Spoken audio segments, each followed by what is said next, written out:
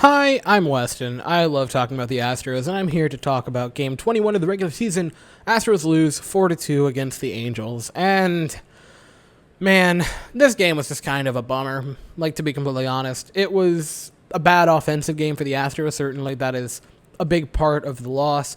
However, I feel the big elephant in the room wearing black and white stripes is the officiating today.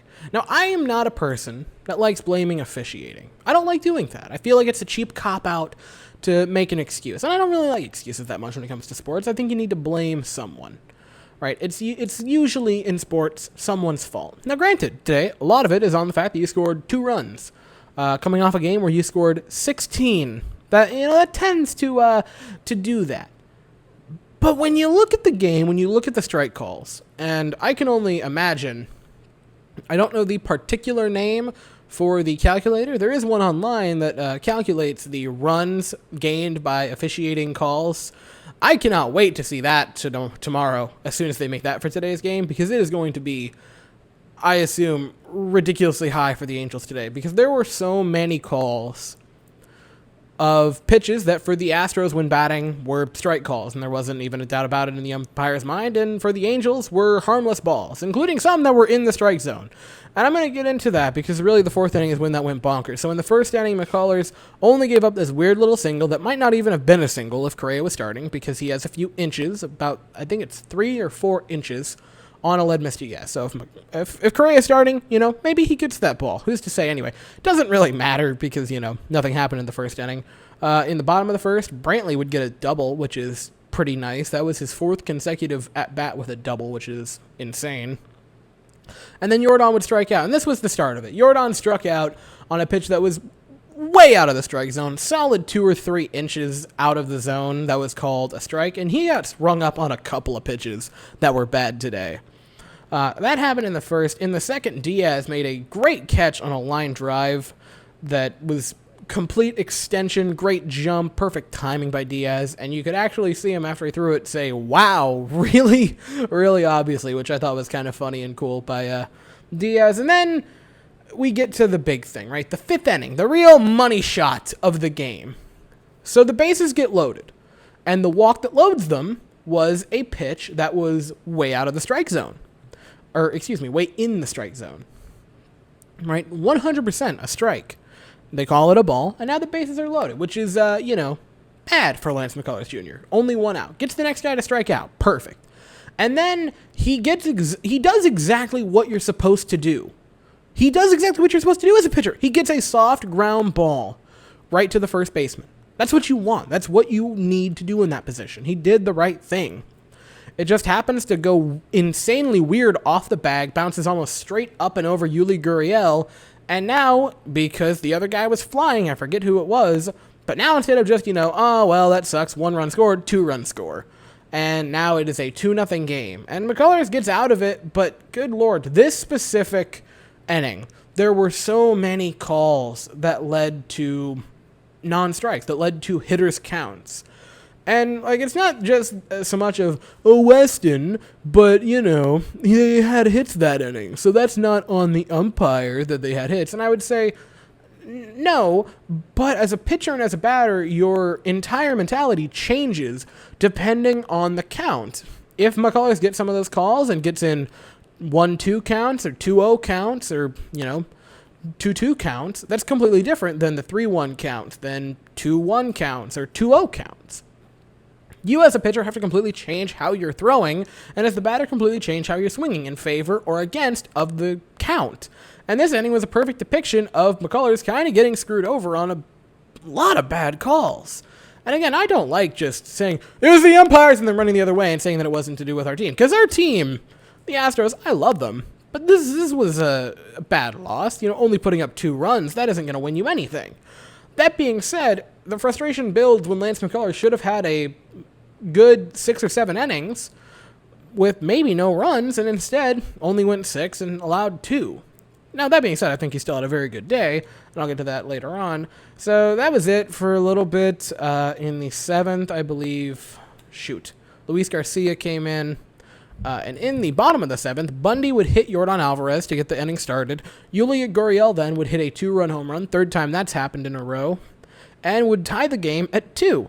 And Tucker struck out and fouled a ball off of his shin. And as a person who has very sensitive shins, where like if I bump into a table with them, I am in immense pain, I don't want to imagine what I would have done in that situation if I was Kyle Tucker, other than just start rolling back and forth on the ground and crying.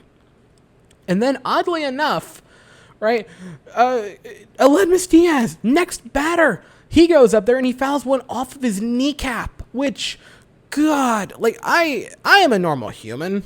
I don't have a pain tolerance like these guys, and that just looks insanely painful.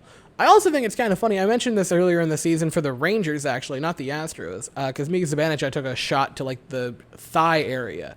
Sometimes you see players, like, go down to the ground. When I saw that happen to Aledmus Diaz, my immediate thought was, oh my gosh, he broke his kneecap. Because for some reason, when an athlete gets injured, you forget that they're still normal human beings made of the same matter that you are, and sometimes you're just in pain for a minute and then can get back up. Because he would actually continue the plate appearance, and then he would get hit in the shoulder, which, that wasn't fun, I'm sure, to get, almost break your kneecap and then get hit with a ball in, like, the shoulder-elbow area, which was a massive bummer. Robel Garcia, would then pop out. Maldonado would walk, and Straw would strike out to end the 7th. In the 8th, Ohtani led off with a home run. And, side note, I don't think there's a more entertaining person to watch in the professional Major League Baseball than Shohei Ohtani. He is just such a joy to watch, and I know he kind of hurt us today with that. That would end up being the game-winning run. But man, Shohei Ohtani is just, I freaking love this guy. I am so excited that we're actually starting to see a full season of him hitting and pitching for hopefully a full season, because he is just lighting up StatCast with exit velocities, with distance, with, actual just fastball velocity. And he's a absolute monster on the base paths. Like, this guy is freaking insane. And Angels fans, I can't imagine how much fun it is to watch Shohei Ohtani and Mike Trout in the same lineup together. Like, that must just be one of the coolest things. And then in the 9th, Bam Boom, which probably one of the best names in baseball, maybe all of sports even, would single to make it a 4-2 game in favor of the Angels. And that would be the final score. The Astros would lose 4-2. A bit of a rough game for Houston. They had a few base runners. They left 5 on, and they also went 0 for 5 with runners in scoring position, which isn't going to help much. And Yuli was really the only offense. They only mustered 4 hits by Brantley, Yuli, Tucker, and Maldonado, which, again, 4 hits isn't going to really win you anything. And I can complain about the umpire all I want, but when you do that poorly offensively, like, I don't know what you expect. It's going to be a bad game. Like, yeah, sometimes you might win a game like that, but most of the time you're going to not get rewarded for being that poor offensively. The pitching lines for today were McCullers going 6 innings with 3 hits, 2 runs, 2 walks, and 5 strikeouts. Again, I thought he had a pretty decent game, especially if you remove the 5th inning and actually get those calls right. Luis Garcia would go 1 2/3, 2 hits, 1 run, no walks, no strikeouts, with the home run. Like I said, to Shohei Ohtani, he would actually get the loss today. And Brooks Raley would go 1 1/3, 2 hits, 1 run, no walks, 2 strikeouts. And the final thoughts are basically just, I thought Lance McCullers had a very good game. I think it's going to be sort of wrongfully criticized because he gave up those runs, but good Lord, that was just a horrific 5th inning.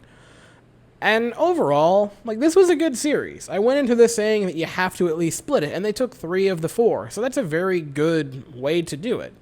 I don't have that many complaints about it. I thought the Astros played well, today aside. They did what they had to do in the second game of the series in the overtime winner, in the extra innings winner, and they absolutely just demolished the Angels in the other 2 games. Yeah, I did say that right. So that's really it for this one. Tomorrow we play the Mariners at 8:10 Eastern Standard Time, and Jose Urquidy will be on the mound versus Justice Sheffield. And I'll be here after that game, and I'll also be here later tonight after the Rangers play, which is about to start in like 7 minutes, so I have to get ready to watch that. So that is all I have to say. Thank you all so very much for watching. I hope you all have an absolutely fantastic day, and go Astros.